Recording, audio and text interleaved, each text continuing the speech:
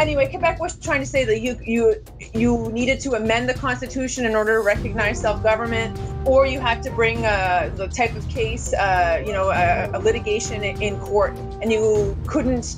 The federal government couldn't recognize this in legislation, and the Supreme Court disagreed with that entirely and said, of course they can, and that's really key to this legislation. And this opens the door for all kinds of more legislation like this.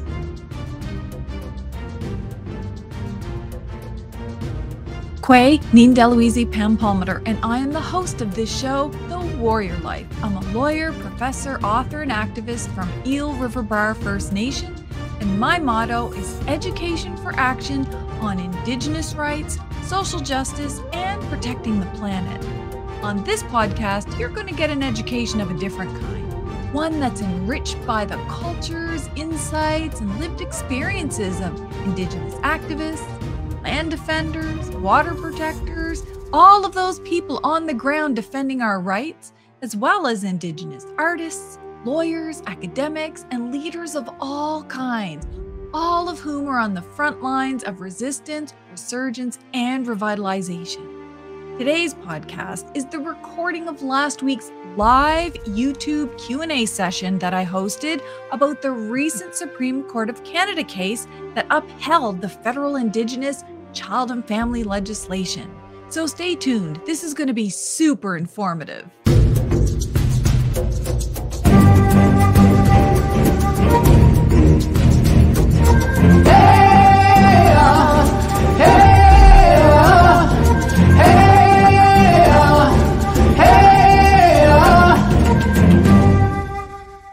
Welcome back. My name is Pam Palmater, and today you are going to hear the live Q&A session that I hosted on YouTube with some of my favorite people, Cindy Blackstock, Naiomi Metallic, and Mary Teegee. They're going to answer all of your questions, all about the recent Supreme Court of Canada case. So there's not much more I can say. Let's get right into it.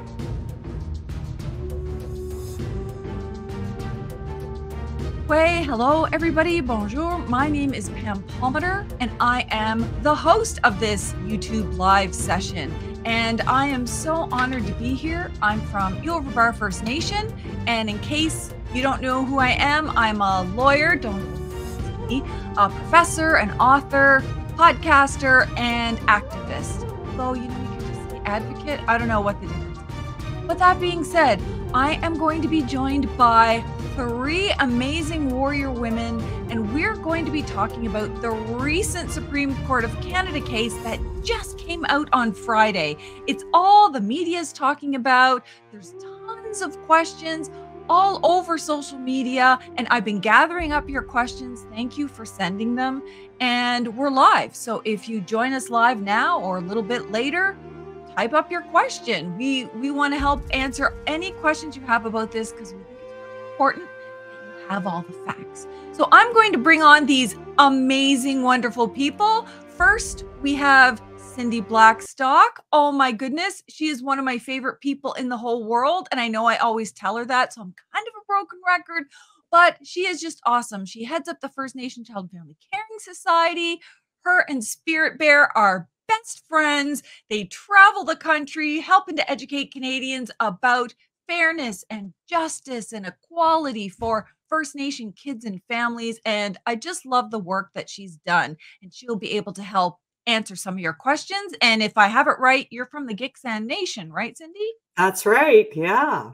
Nice. Okay. So we've got one Mi'kmaq and one Gitksan so far. Yep. All right. We're going to bring on Mary Teegee, and she is doing phenomenal work. I have never had the honor of doing an event with her, but here's the rule about doing events with me. Once you do it, now you've got to do more and more and more events. So you're hooked into this, Mary, and we're so happy to have you here. And if I'm not mistaken, you're from the Gitksan and Carrier nations, right?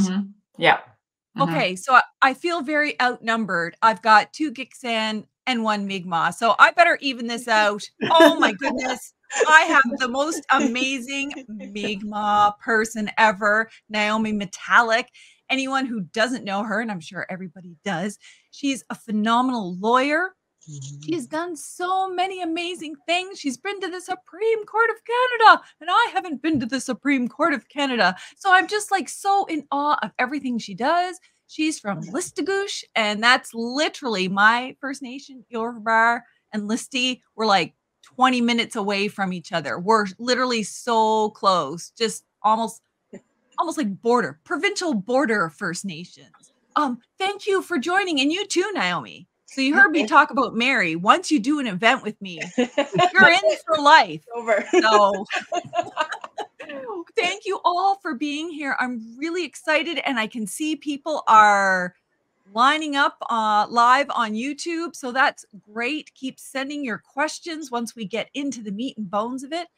And so, Cindy, I wanted to actually go to you because some people were saying, hey, where did this court case come from? I mean, not everybody follows the law, right? The law can be kind of boring, and not everyone's on the media because the media can be a bit annoying sometimes. So some people are like, where did this come from? I never heard of this. But the issue in general has been a long time coming, hasn't it?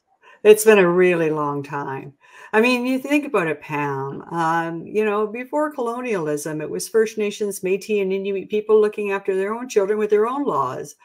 And then part of the colonial thing was putting the Western laws on top of those First Nations, Métis and Inuit children. And often that meant separating them.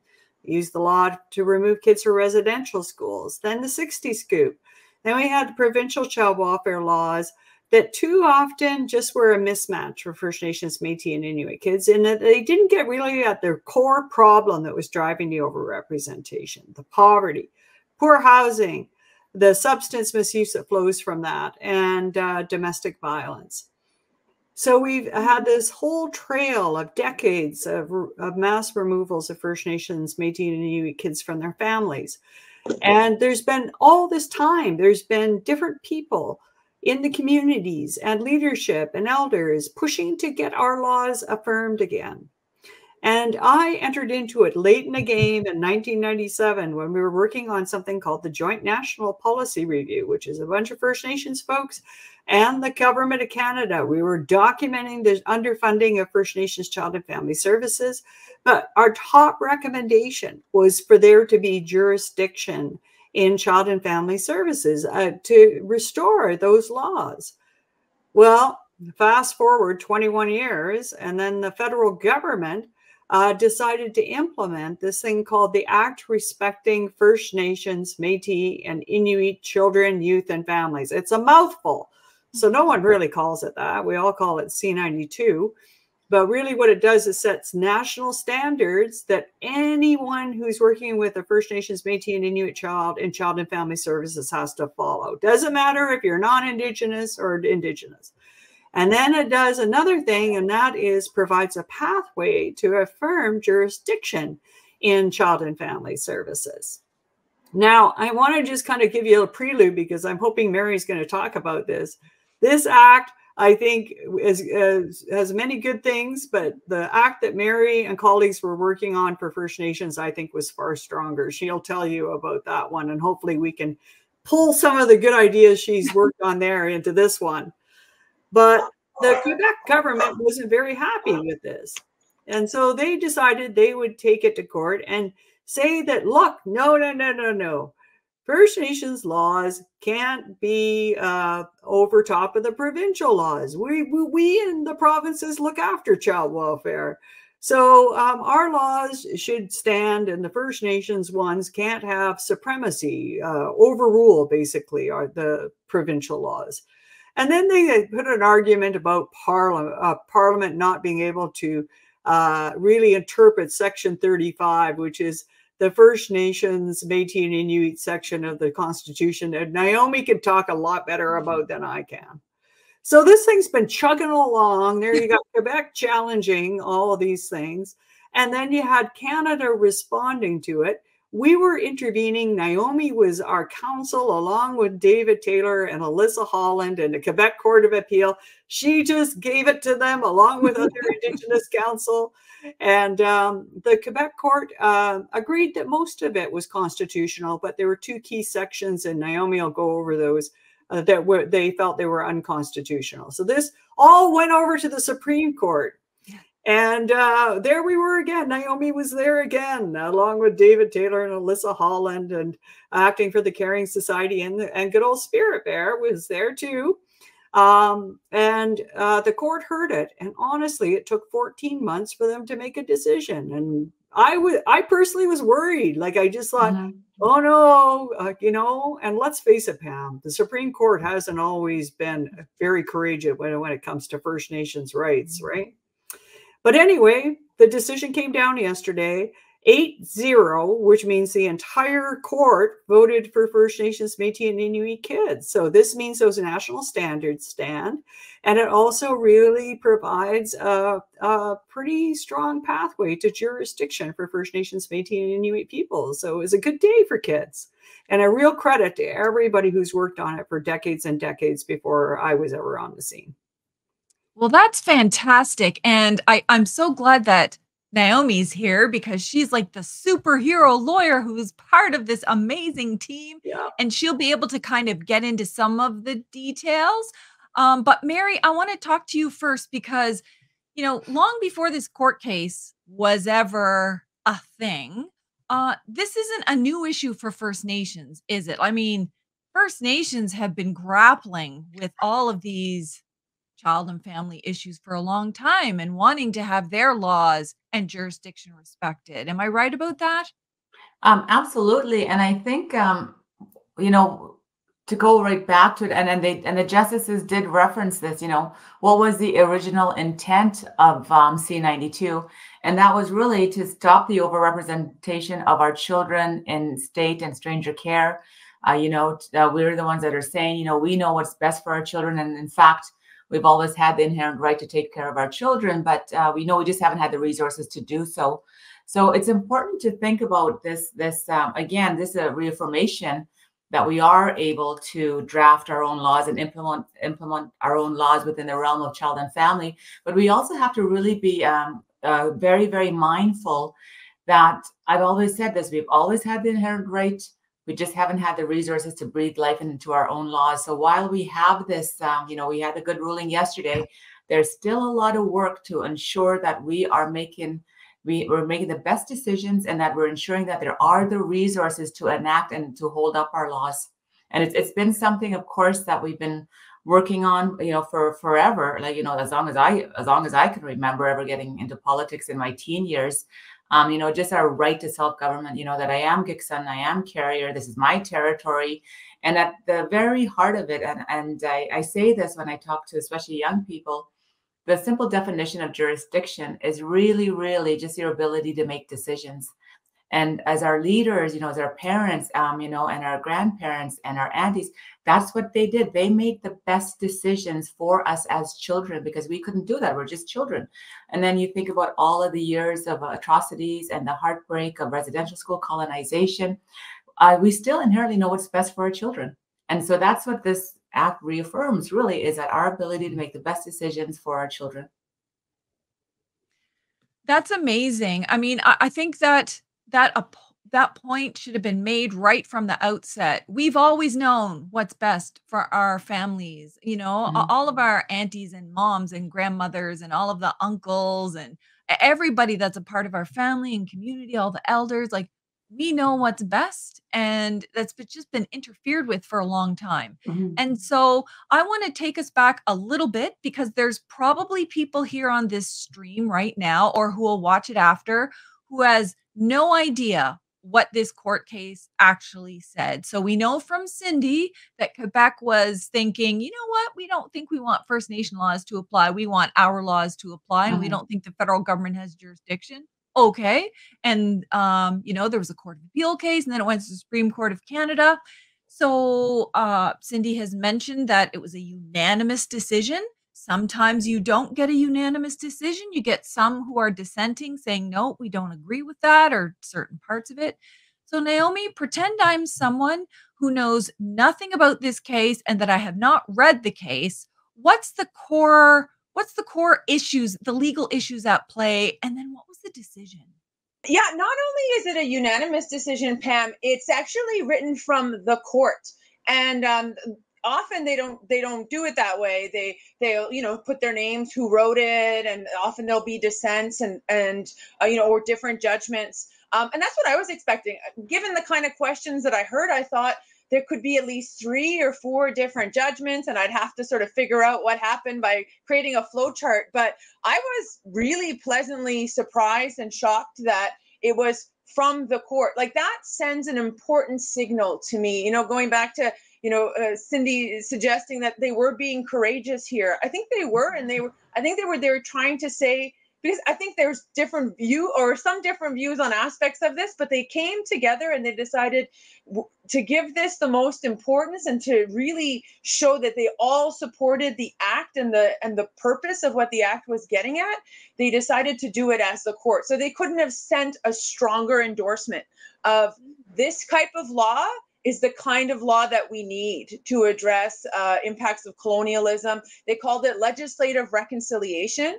And basically, I mean, the whole case was about Quebec attacking this legislation from a couple of different constitutional arguments. One being that the federal government just didn't have the authority to pass a law that could impact on people in the province or provincial civil servants who are going to, you know, agencies in Quebec who have to follow the national standards. They tried to say, no, that you can't do that. And the court said, of course we can. Of course, like under constitutional provisions, they found that the act in, you know, in its what it was really about is about protecting Indigenous children and families. And they also said that you can't separate that point that Mary made and that Cindy made about we know what is best and the self-government component. All throughout the kind of appeals, Quebec especially was always trying to kind of hive that off and make that kind of a separate issue, and was even trying to like get the court to say, okay, maybe the national standards are okay, but the self-government part is a problem. And they said you can't separate them, and we refuse to see this as part 1 and part 2 of the act. They all go together as part of this comprehensive sort of approach to protecting Indigenous children. And they said actually the act is about sort of 3 things: these national standards, self-government, and recognizing UNDRIP. And they said all 3 go together, and they're all about protecting Indigenous children, and they work as a cohesive whole. So there was a really strong endorsement of the purpose of the act being that, and then them saying that that is completely within the federal government's ability under the Constitution, its powers and responsibilities in relation to Indigenous people under Section 9124 of the Constitution Act.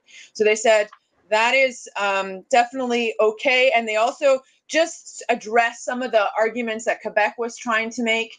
Quebec was trying to argue that the federal government wasn't able to recognize self-government in legislation, that this somehow amended the Constitution, because back in the 90s, there had, there was the constitutional attempt to pass the Charlottetown Accord, which failed, which would have amended the Constitution to specifically recognize self-government as part of Section 35. And anyway, Quebec was trying to say that you needed to amend the Constitution in order to recognize self-government, or you had to bring the type of case, a litigation in court, and you couldn't. The federal government couldn't recognize this in legislation, and the Supreme Court disagreed with that entirely and said, of course they can, and that's really key to this legislation. And this opens the door for all kinds of more legislation like this, where it's about implementing inherent rights. It's about helping set out frameworks for the exercise of it. And I think probably the thing that I think is there's a couple of things in this decision that I think are really, really important.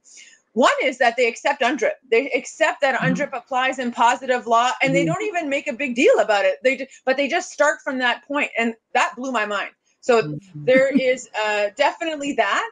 But there's also, like, if government can and is allowed to pass legislation recognizing the inherent right to self-government, and once they do, they are bound. They are bound by the honor of the crown to act as if it exists. And and it binds them in how they're going to behave in the future. So it's like it's telling them you have to not just talk the talk, you have to walk the walk.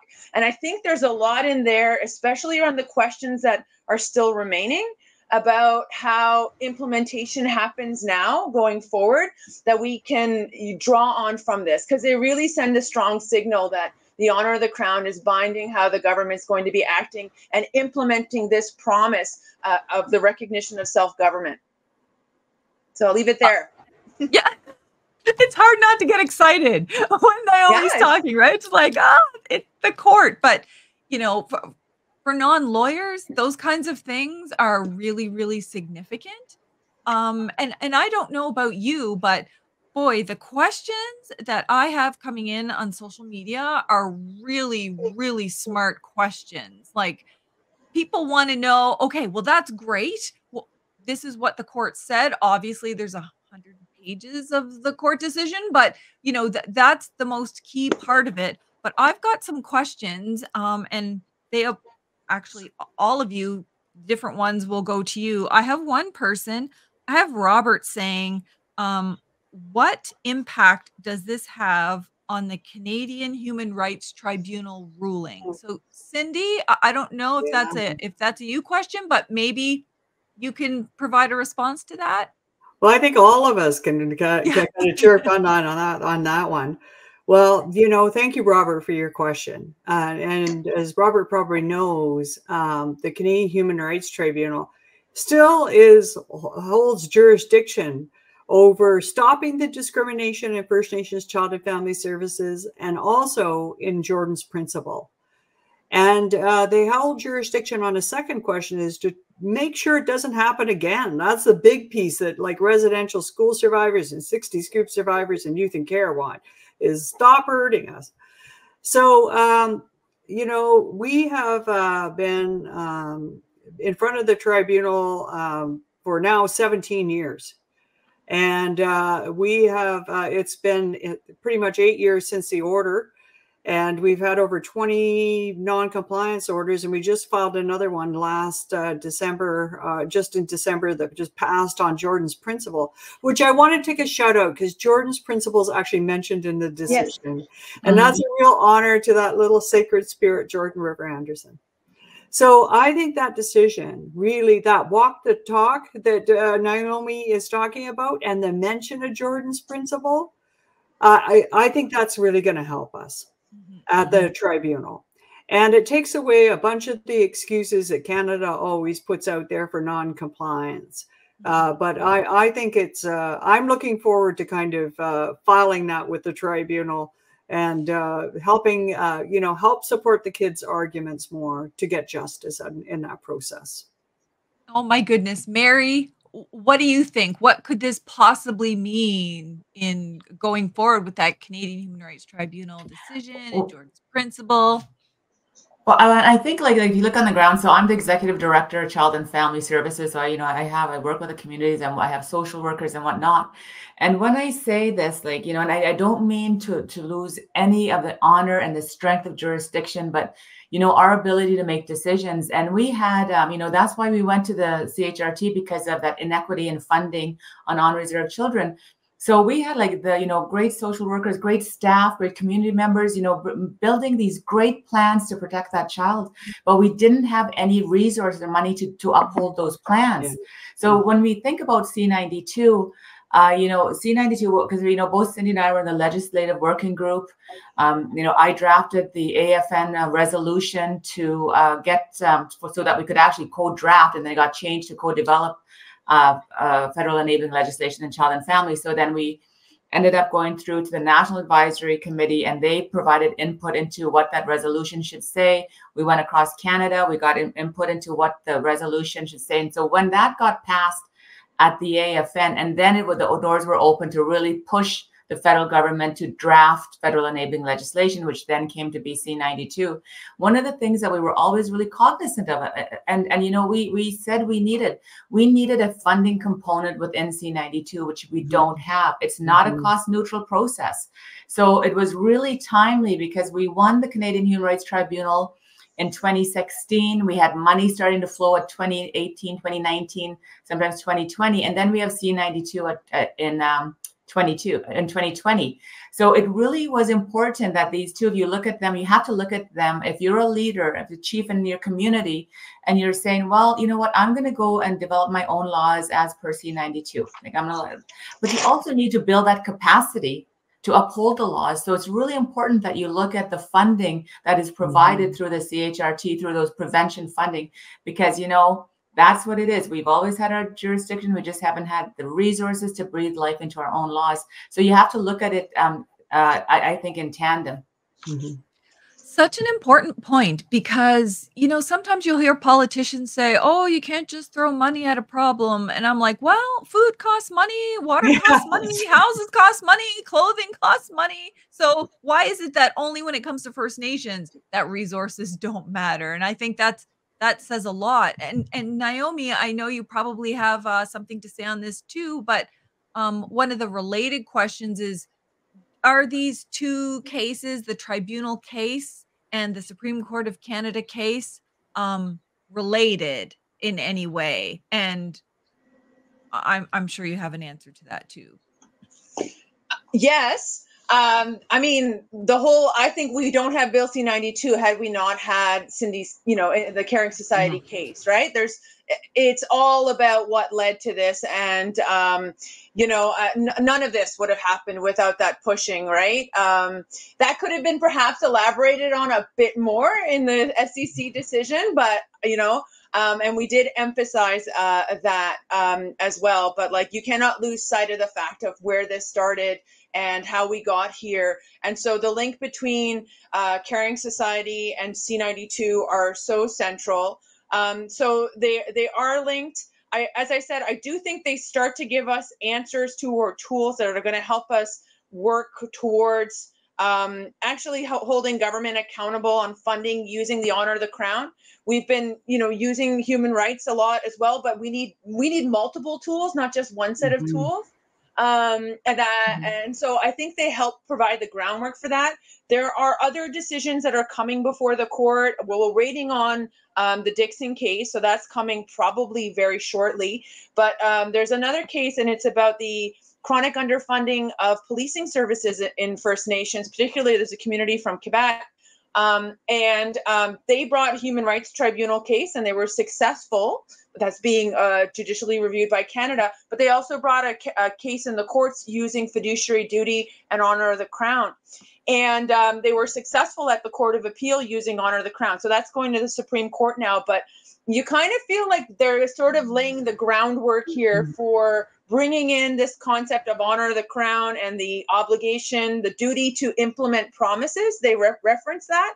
And that's kind of the approach that was taken at the Court of Appeal. So I think these are moving together, and these cases are all related. And I think the judiciary is starting to get how chronic underfunding and how governments have been able to sidestep their obligations. And yeah, Cindy, so great that you mentioned Jordan's principle. I wish I'd remembered to say that in my intro, but definitely. And I think there's now a recognition that you can't, those kinds of maneuvers are not going to be acceptable. And they also, like, one other part of the decision I think I just want to mention is just like, there's a recognition that the way that the legislation is framed allows people to go at their own speed, to do the capacity building they need to do, to take the steps. And so I really was happy to see that conversation about that in the decision. And so there's this pressure of needing to feel that you have to act, because, and I think that's there a lot too, especially like, if we're going to have an election. But I think we now can have like a little bit of a sigh of like, we can take the time that we need.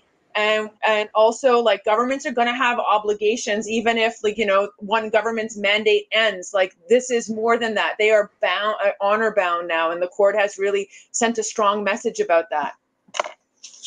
It's just so phenomenal. It's in so many ways. I can kind of see the web of things that this case can potentially impact in the future.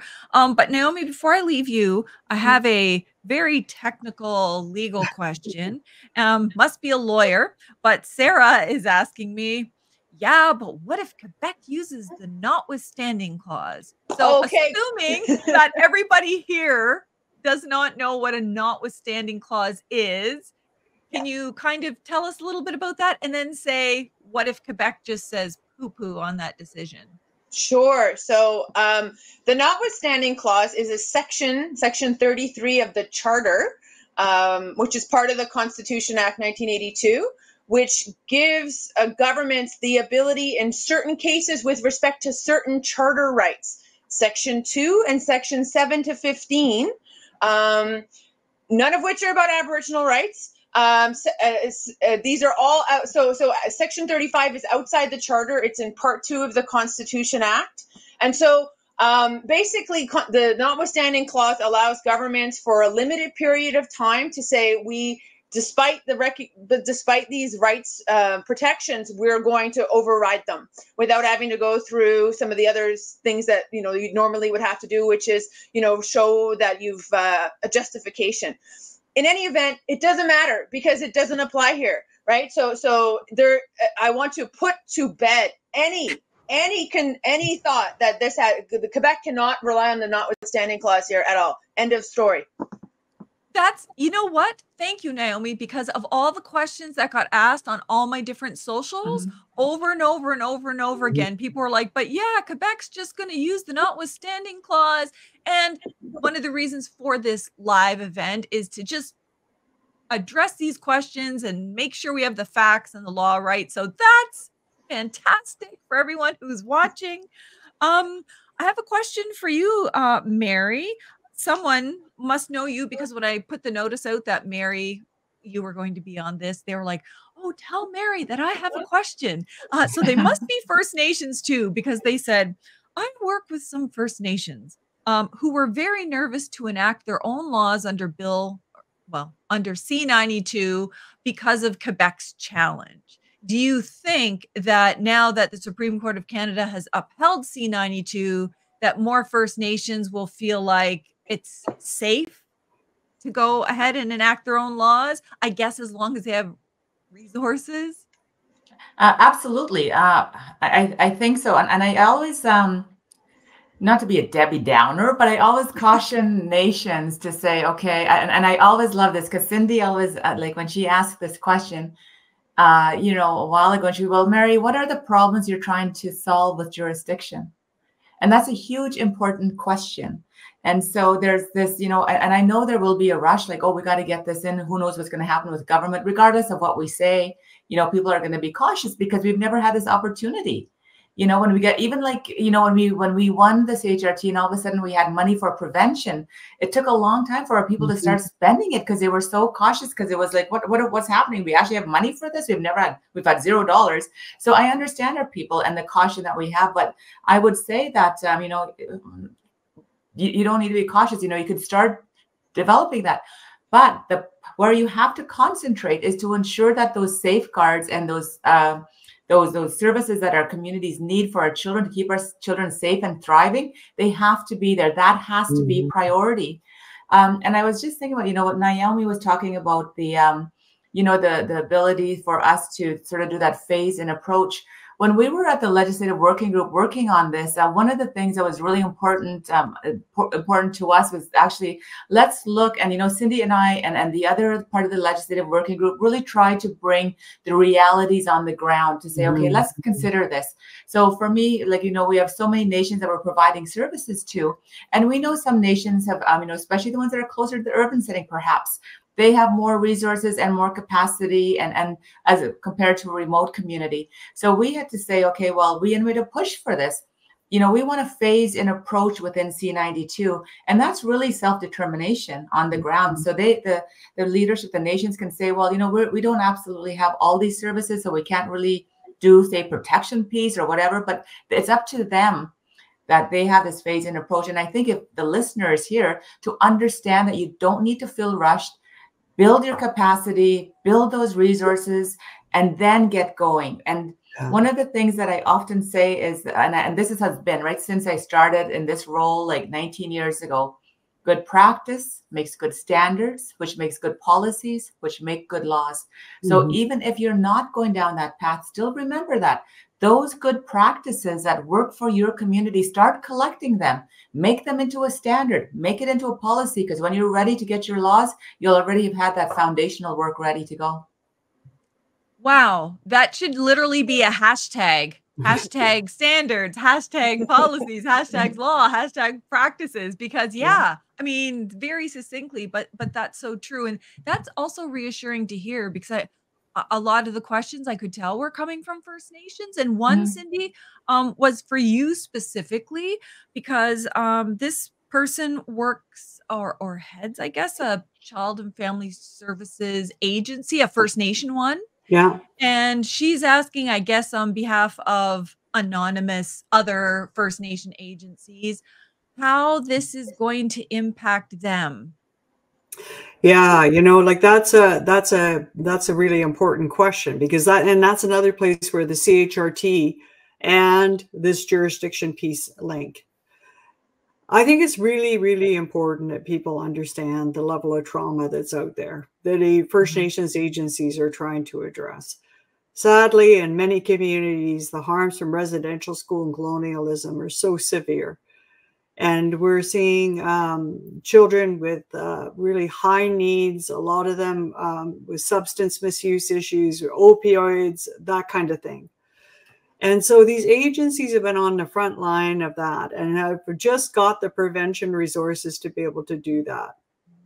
And I think that there is this, there's this reflex about, well, jurisdiction will fix all of this.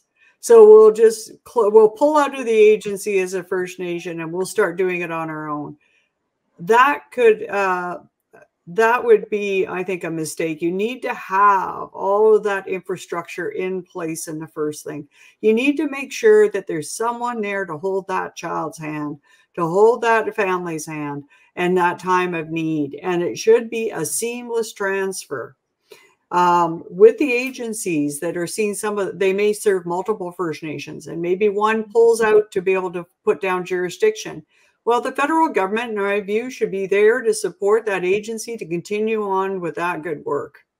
And one of the pieces we have to figure out is that if you're a First Nation, Métis, or Inuit government and you draw down jurisdiction, you are obligated to hold up those national standards in the Act. And you're also obligated to hold up non-discrimination under the Canadian Human Rights Act. So against persons who might be gender diverse or persons with disabilities, and then also the Charter.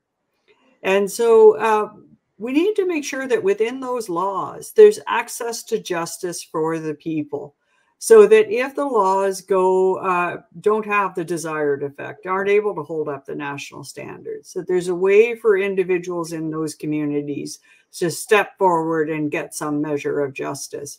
I think that's a piece that's still evolving, and the coordination of those laws within provinces and across provinces, that's something else that still has to be done. Oh my goodness. Does it ever? And I think everyone's motto on this team is every child matters, no child left behind. We have to make sure no child or family is falling through the cracks of, is it the First Nation? Is it the First Nation child and family? Is it the provincial? Like, what's happening? So I think that's all of those are really, really important. I'm going to do a shout out to these people on the front lines. You know, doing child welfare is really hard. And, there's a lot of really dedicated and caring people working in First Nations communities all over this country and off reserve. And really, I just want to say thank you to those people, because I did that job for 15 years. That was the hardest job I've ever done. I can't imagine. I can't imagine. I have someone here, clearly from Alberta. Jennifer, who is from an Alberta First Nation, says, okay, this case sounds great, but what if Alberta doesn't listen? And so I guess the underlying question there is, does this case apply to all of the provinces and territories, or is it just Quebec? Naiomi. All right, I figured. So this it's a national law, and it's supposed to, and it states that it's binding the federal government and the provinces. And so, Quebec's big claim is that it couldn't affect them, and the court said no, it does affect it does apply. It's national legislation, and it's intended to apply. So no, provinces should not be now trying to say, well, it doesn't apply to us. It does apply to them. That's why the federal government has the jurisdiction to do this, is to protect Indigenous folks from provinces. You know, so this is part of the role that is being played by the Act.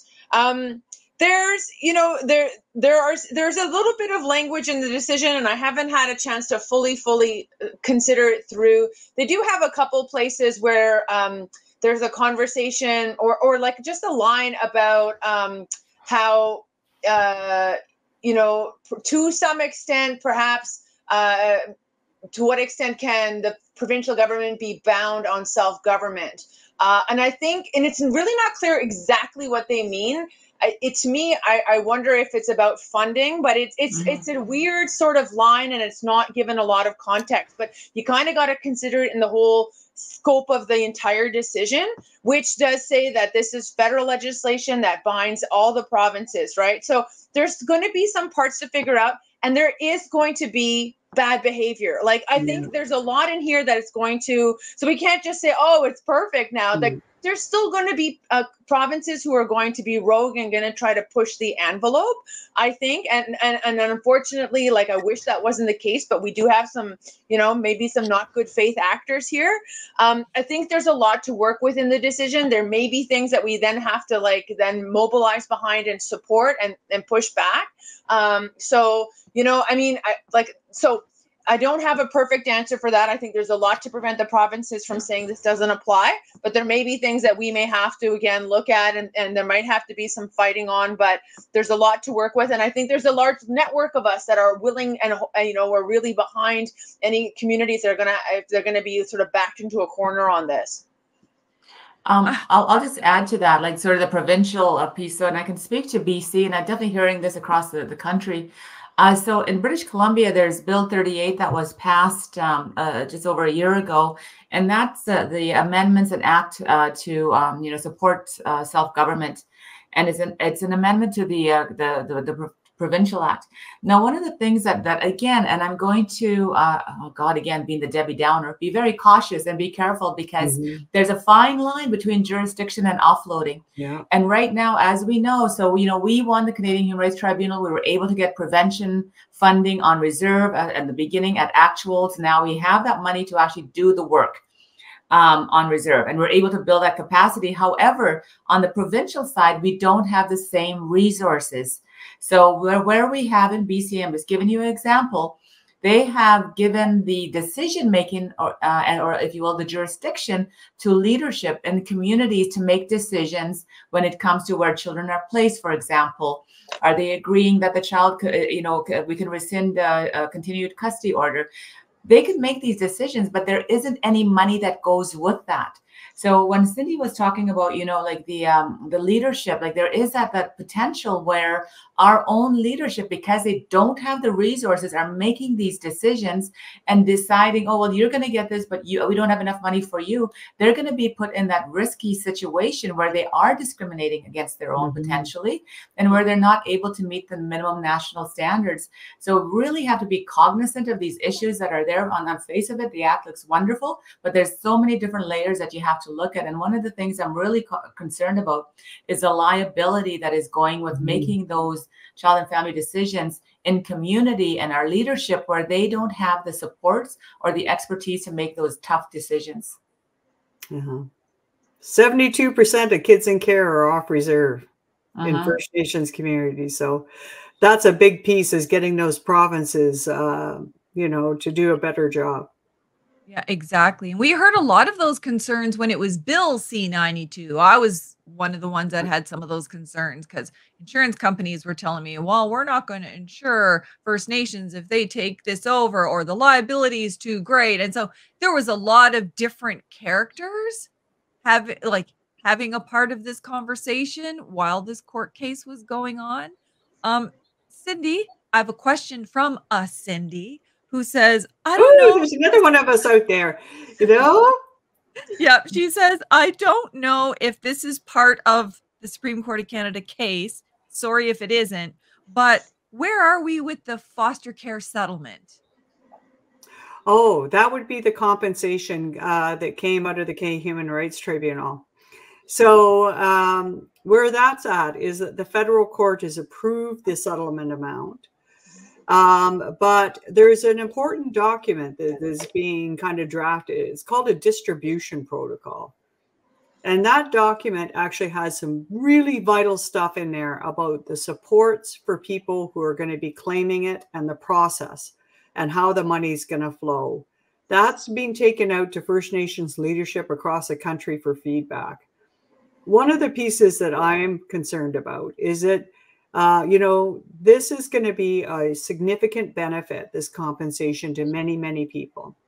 But none of us are ignoring the fact that there are a lot of vulnerable communities and there are vulnerable community members.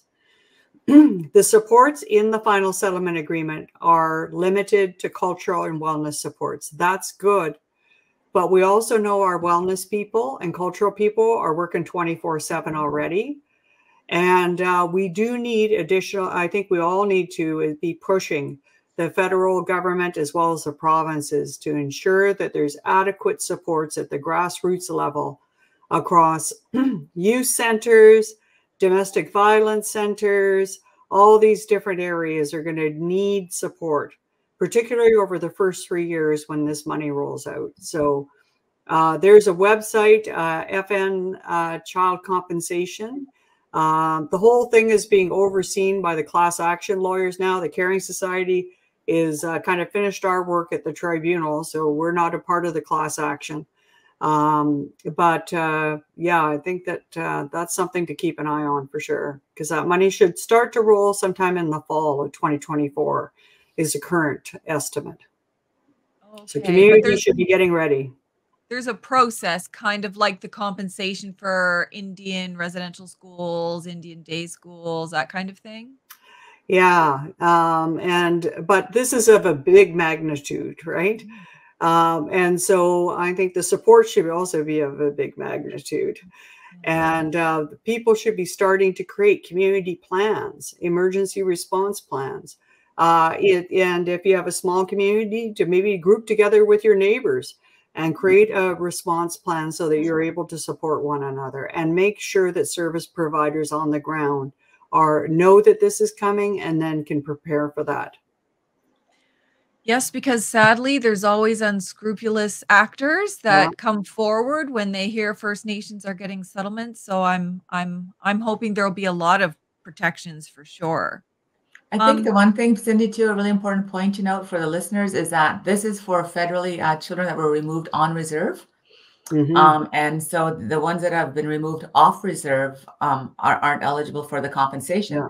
So theoretically, and I know a case like you could have like a family that had 6 children, 3 were removed on reserve and the other 3 were removed off reserve. So it's you know, when we say to get prepared, like the nations and the agencies and like all this information that needs to be out there, because I know I receive a lot of calls. I also receive calls from telling them, "I'm so sorry, you were removed. You're provincially billable. You're removed off reserve, so you're not eligible." That doesn't mean that there isn't another court case going, but yeah, it's something that's I think the listeners should know. Yeah, really important. There's going to be we're going to have to do, in fact, another one of these, probably a lot longer, to answer some of those questions. And I do have a question, but I have to say, we have a senator watching, and Senator Kim Pate, who is also morally contracted to do events like this with me, and she does. She says, "So grateful to each of you for your vital work and for this session. You are all brilliant and fabulous." Yay, Senator Pate, you're next. Yeah, that's great work. And for people who don't know her, she's done a lot of work on the justice system and on other things as well, supporting First Nations, Métis, and Inuit peoples in a whole array of areas. But she's brilliant. She is phenomenal. Now, Naiomi, I have this question from Jack. And Jack says, when you were talking about the case, you said that the court mentioned that they recognized UNDRIP as positive law. What is positive law, and is this a good thing? Yes, it is a good thing. They essentially recognize that the UNDRIP Act that was passed by the federal government in 2019 confirms that it applies in Canadian law. That's what I meant when I said positive law. Sorry, that's a bit of a legal term, but essentially that's what the court recognizes, that it applies in Canadian law. And there are different ways that UNDRIP applies. UNDRIP can apply as an interpretive guide to existing domestic law, including Section 35, parts of the charter, or even a statute. There are ways to interpret the law so that it's more you could have two possible interpretations of something, and one could be more consistent with UNDRIP.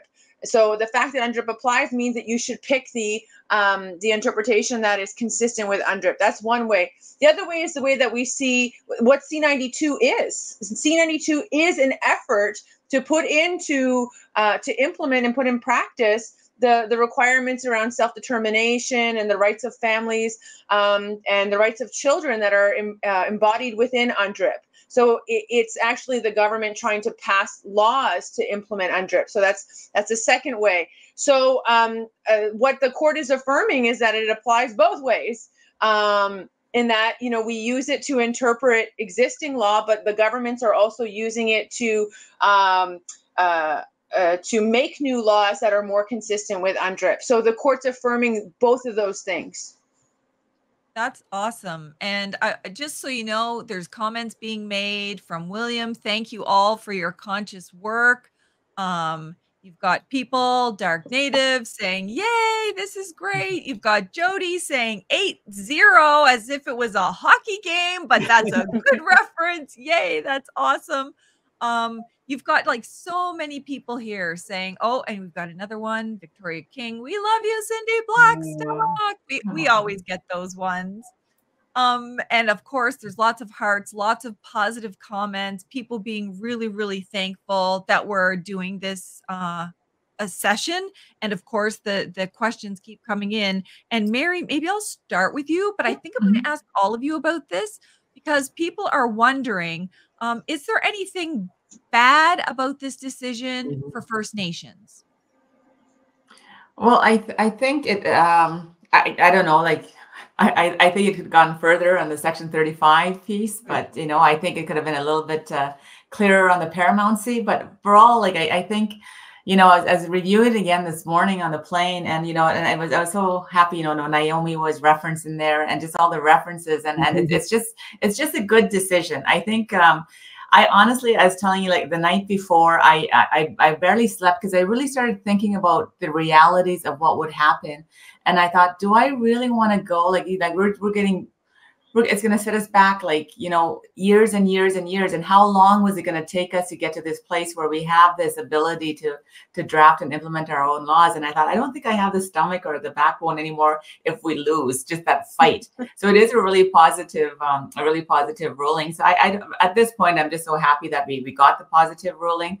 That, that again, the only negative thing I think is that we have to ensure that, of course, that Canada fully recognizes it, fully, takes this ruling to and fully implements it in its true breadth. And what I think the justices really wanted, it is a really wonderful, like when I read it and just how they really reference, what was the intent of the act, right? So I can't say anything is super negative, but I just think that moving forward, we have to be very cautious. Well, Pam, you're muted.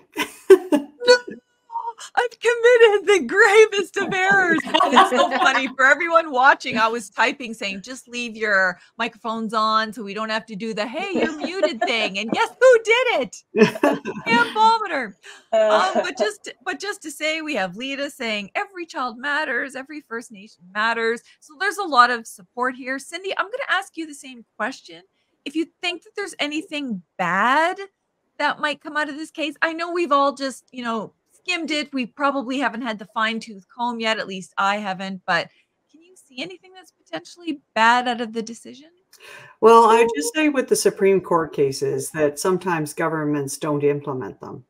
And that's been a challenge. We've seen so many good First Nations wins, and then the government just won't do it. And we've seen it in the Caring Society case at the tribunal with our First Nations colleagues, AFN, Kuan, Nan, and the commission. Like we've been trying to get them to comply. And what my experience has been is that Canada will violate the law. It will not abide by legal orders as long as there isn't significant consequences for them. And I think that that's the thing we have to watch. And something I said yesterday, this is good news, but nothing changed in the lives of children today. That's so important to bring it back down. Right down to the kids. And then the other piece too is that, you know, this idea of jurisdiction, it comes with the responsibility.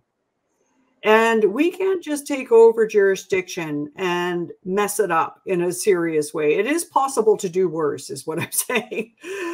So we have to do better for our kids. And that's why Mary's caution is so important about taking it slow, making sure that you have the people on the ground to respond to those needs that I talked about, the poverty, the poor housing, the substance misuse, the mental health. And, you know, there's some other stuff. We got to embrace what hurts in our communities: sexual abuse, sexual exploitation, physical abuse, domestic violence. Those are real issues. So let's build up the capacity so those laws can really translate into children not only being safe, but children thriving in their families and being proud of who they are. That's the opportunity we have. So we have to treat it as if that's a sacred opportunity. And that means we have to do our due diligence and plan in a very strategic way so that our kids and families are set up for success. Thanks, Cindy. Naiomi, this was the second most sent question to me. You know, is there anything bad out of the Supreme Court of Canada case? Like, and I think they mean like legally bad. Is there anything that they said that's really hurtful to First Nations?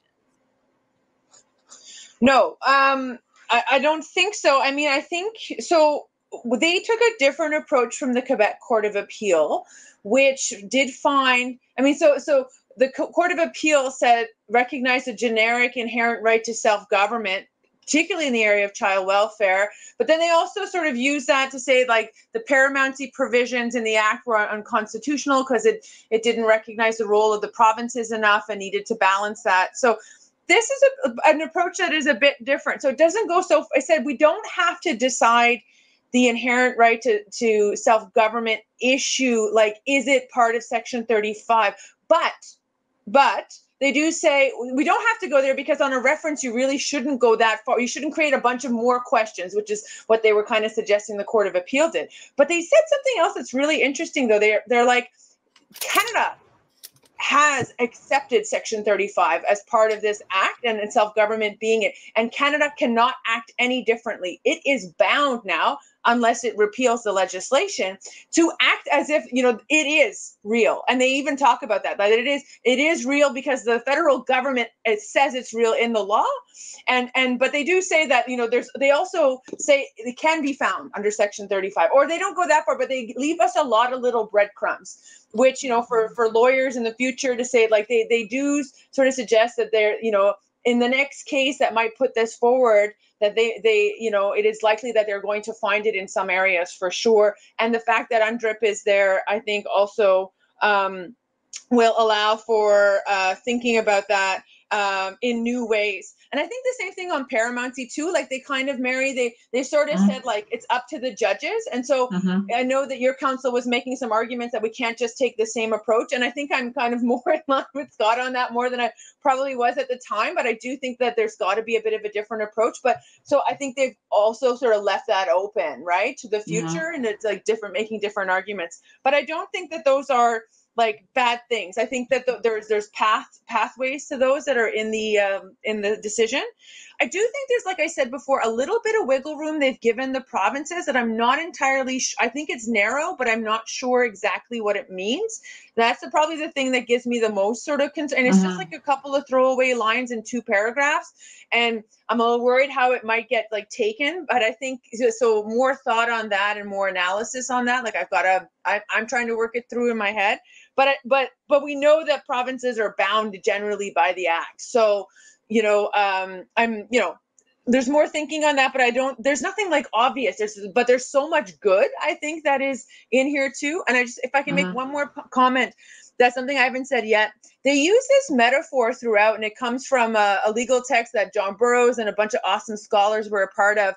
And it's called braiding legal orders. And they talk about how we are now in sort of this time where reconciliation means braiding Indigenous laws, UNDRIP, and state laws all together, and that they have to be sort of harmonized together. And that's like groundbreaking. They have never gone so far as to suggest that that's what reconciliation means, and they see C-92 as part of that. But I think it also, comes to some of the concerns that Cindy was raising. Like UNDRIP really emphasizes the fact that human rights, international human rights, have to be respected too. So it's really presenting, I think, interesting frameworks for now thinking about how we're moving forward with these different legal orders coexisting together. And it is a lot of work that we're going to have to do to figure that all out, but sure is exciting. It is exciting. We have about 2 minutes left, so I want to give you each a minute to kind of think about what could be next steps for everybody involved. Cindy, what do you think? What's next step? Well, our non-compliance order is percolating along at the Canadian Human Rights Tribunal.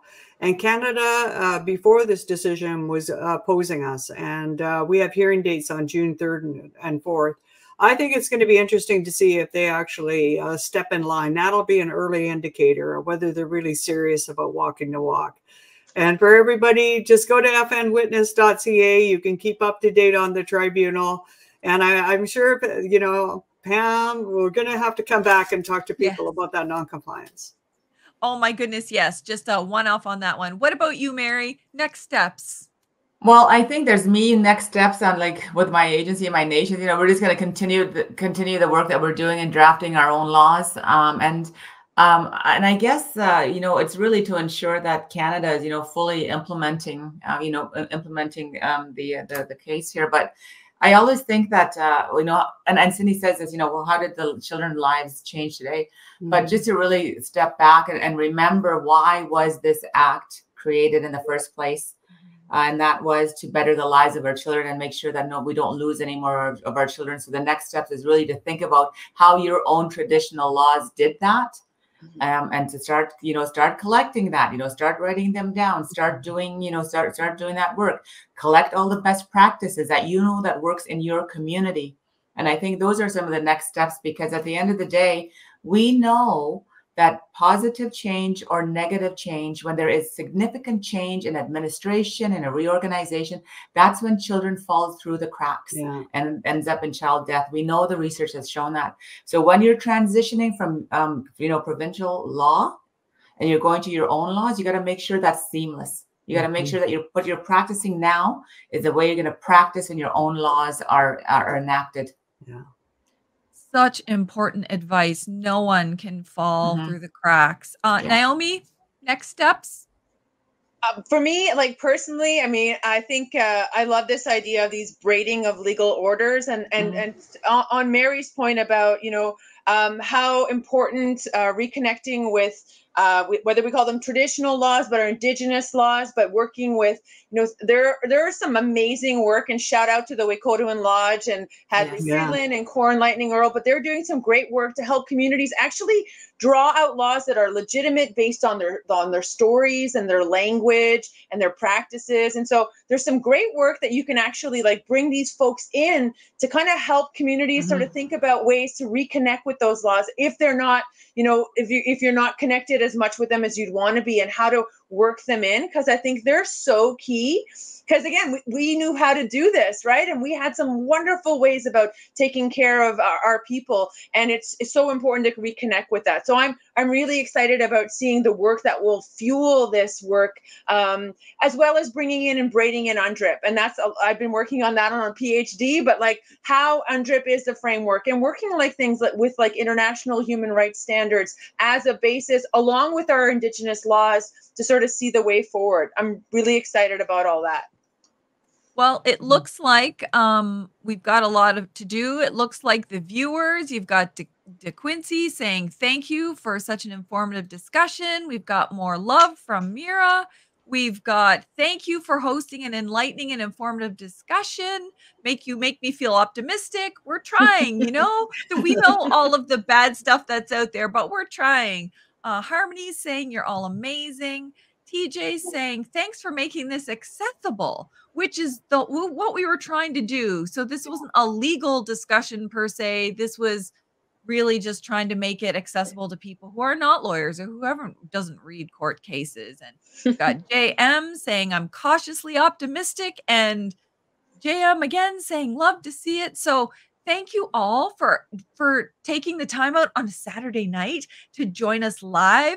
Tell all your friends, family, community members that this will be live or sitting forever on YouTube. You can watch it. I'll make sure to put it on my podcast.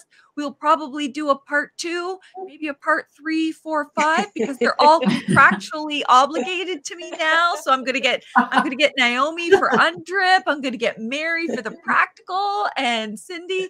We've got to talk about this non-compliance. And if Senator Kim is still on here, we are going to do another one on over-incarceration and the wrongful prosecutions of Indigenous women. Thank you, everybody, for caring. Spread the word. We've got this. We've got this in hand. First Nations and Indigenous peoples, we never give up. We're going to win all of these little wins. We need to celebrate everything in between. So thank you again. Thanks, all of you, Cindy, Mary, and Naiomi. I can't wait to do this again. Thanks so much, Pam. Thanks, Naiomi, Mary. Bye. What an honor. Balalio, thank you. Thanks to all of the Warrior Life podcast listeners, YouTube watchers, closed caption readers. I really appreciate your support for my show. And guess what? Friends, supporters, and allies, I have big news. I have a new feature for all of my content. I now have a page on SpeakPipe. That's an app where you can record a short question or comment about anything that you hear on any one of my podcasts, my YouTubes, my TikToks, my live events, or anything you read on my blogs. So if you listen to Warrior Life, Warrior Kids, or Criminals on Patrol, any of those podcasts, this feature can be used for any of them. I will post the link in the description box below where you can record your short question or comment. It has to be under 90 seconds. And please be sure to say which specific content that you're referring to. And as always, if you like this episode, please consider supporting my podcast by subscribing, liking, sharing, and giving good reviews. And if you want more information about any of these issues, please check out my website at pampalmater.com. Till next time, keep living a warrior life. Walalia. If you enjoyed this episode, please consider supporting my podcast. Your donations help me keep the Warrior Life podcast open access to everyone and free from those annoying ads. And it's super simple. Just click on the link below to sign up for a Patreon monthly or yearly subscription, or click the links for the Buy Me a Coffee app or the Ko-fi app to make one-time contributions. And if you belong to an awesome community group, business, or organization that's committed to Indigenous reconciliation, consider sponsoring an episode or 2, or as many as you like. Thank you for helping me lift the voices of Indigenous warriors doing phenomenal things to help make our world a better place.